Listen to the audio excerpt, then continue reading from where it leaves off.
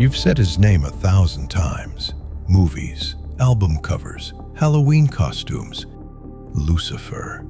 Here's what almost nobody tells you. For the first 400 years after the book that supposedly names him was written, that word didn't belong to the devil at all. Nobody had even decided it was a name yet.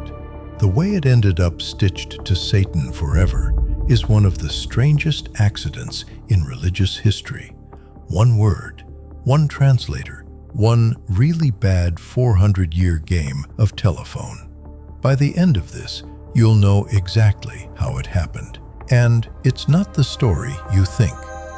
Start with what's actually on the page. Isaiah 14, written somewhere around the 6th century BC.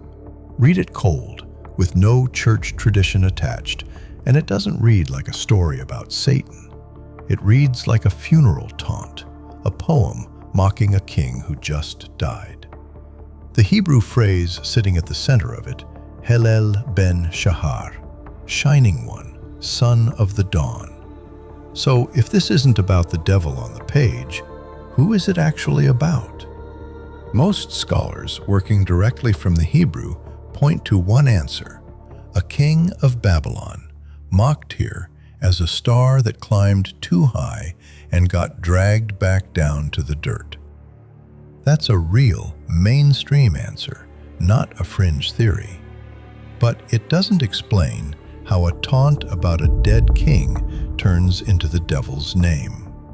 For that, you need one specific guy working alone 4 centuries later. 382 AD. Pope Damasus has a problem. Half a dozen contradicting Latin Bibles are floating around the Roman world, and he wants one version, done right, by someone who reads Hebrew instead of working second-hand from Greek. He picks Jerome, stubborn, talented, about to spend the next 2 decades on this, eventually holed up in a cave a few hundred meters from where Christian tradition says Jesus was born, teaching himself Hebrew well enough to translate it directly. This project gets a name later, the Vulgate. It becomes the standard Latin Bible for over 1,000 years.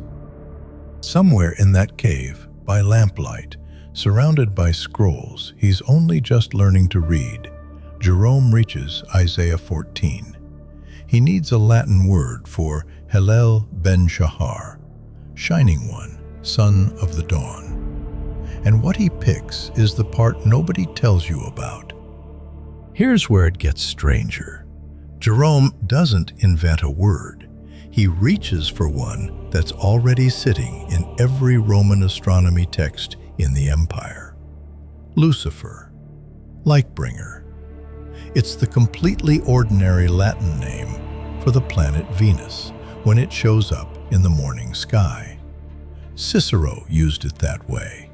Pliny used it that way. Poets had been using it that way for centuries before Jerome ever picked up a pen.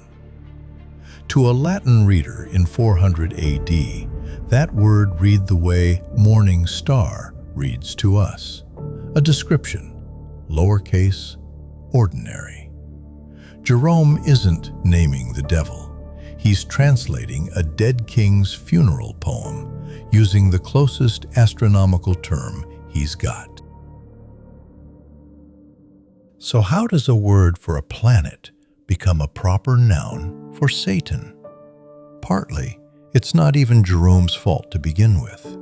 A theologian named Origen had already been reading this verse allegorically as the devil's fall back in the 200s, over a century before Jerome ever sat down with it. Jerome inherits that reading. He doesn't invent it. What seals it is something much later and much smaller: capitalization. When the King James translators reached this verse in 1611, most other English Bibles around them were already treating the word descriptively. The King James Version is the one that capitalizes it. Lucifer, like a name on the page, not a description in the middle of a sentence. Once it's capitalized, it behaves like one. Centuries of sermons build on top of that single typographic choice. Then paintings, then opera, then pulp novels, comic books, a Fox TV show. Every one of them assuming Lucifer always was the devil's name, when for almost 400 years after Jerome wrote it down, it wasn't a name at all. It was a Tuesday morning description of a planet. Personal take, and I'll die on this hill. This is a better story than "the church lied to you." Nobody lied. A translator made a reasonable call in a cave 16 centuries ago, and everyone after him just stopped checking the homework. That's scarier to me than a conspiracy, honestly. It means the devil's most famous name isn't the result of some hidden plan. It's the result of nobody bothering to ask one simple question for 400 years. Here's a detail that almost never makes it into this conversation. Less than a century after Jerome sat in that cave, there was a real, practicing Christian bishop whose actual given name was Lucifer. Lucifer of Cagliari, on the island of Sardinia, ran his diocese from somewhere around 354 to his death in 370 AD. He wasn't hiding it, and nobody flinched when they said it. His congregation addressed him as Bishop Lucifer to his face, in church, every single Sunday for roughly 16 years. To put that in perspective, that's longer than Jerome had even been alive when he picked the word in the first place. A man could be named after a planet the same way someone today is named Stella, or Aurora, or Dawn, and nobody in 4th century Sardinia thought twice about it, because the word still just meant exactly what it said on the label: morning star. Nothing more sinister than that. And Lucifer of Cagliari didn't just carry the name quietly. He was combative enough about it that he started his own breakaway church. He'd clashed hard with the mainstream bishops over how to handle clergy who'd wavered during the Arian controversy, refused to back down, and ended up excommunicated by the very church he'd spent decades defending. The followers who stuck with him after that split got a name of their own: the Luciferians. Not a slur invented centuries later by historians trying to be clever. That's the actual name the sect used for itself, on its own terms, into the 5th century. A literal Christian denomination, calling itself after the word Lucifer, arguing theology in his name, decades before anyone would have read that as ironic.